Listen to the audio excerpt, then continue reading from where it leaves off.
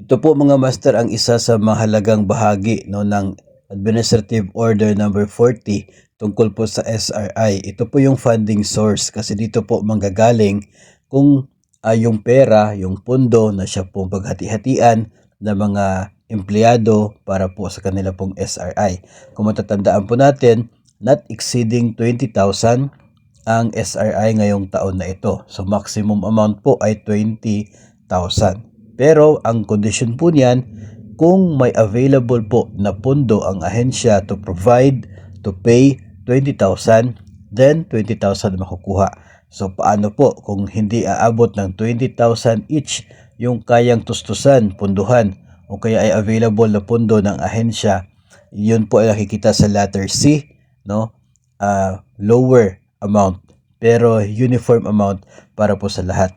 So ang funding source po ng ating pong SRI ay hindi po galing sa DBM. Hindi po magbibigay ng bagong budget ang DBM para pang SRI ng mga empleyado.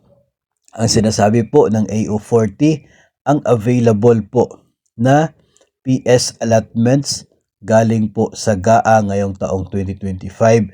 So yung pondo budget ng ahensya para sa taong 2025, kung magkano ang natira doon sa budget na yon intended for the personnel services, no, ito pong PS allotment, ito pong intended para sa sweldo, benefits ng mga empleyado. Kung magkano natira doon, yun po ang gagamitin para sa SRI.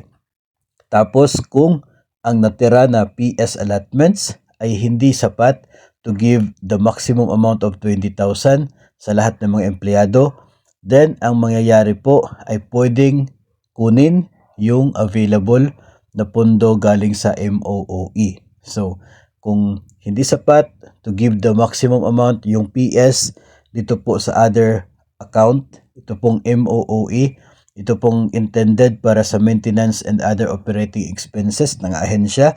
Kung may natira pong pondo doon, pwedeng idagdag doon sa PS, Personnel Services na pondo para ibigay as SRI. Ngayon, kung itong dalawang ito ay hindi pa rin sapat para maibigay, no, ito pong maximum amount na 20,000, ang sinasabi ay lower but uniform amount.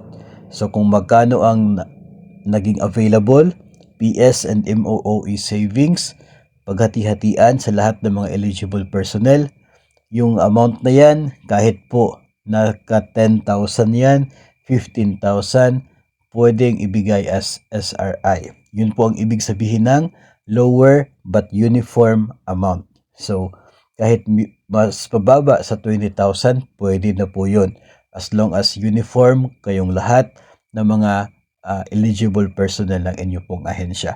So, yun po isang mahalagang bagay sapagkat kapag wala pong available na pondo, ubos na. Diba? Kasi nga, yung budget ay for 2025, bago po yun binigay ng DBM, may nakalaan na po kung saan mapupunta ang mga budgets na yan.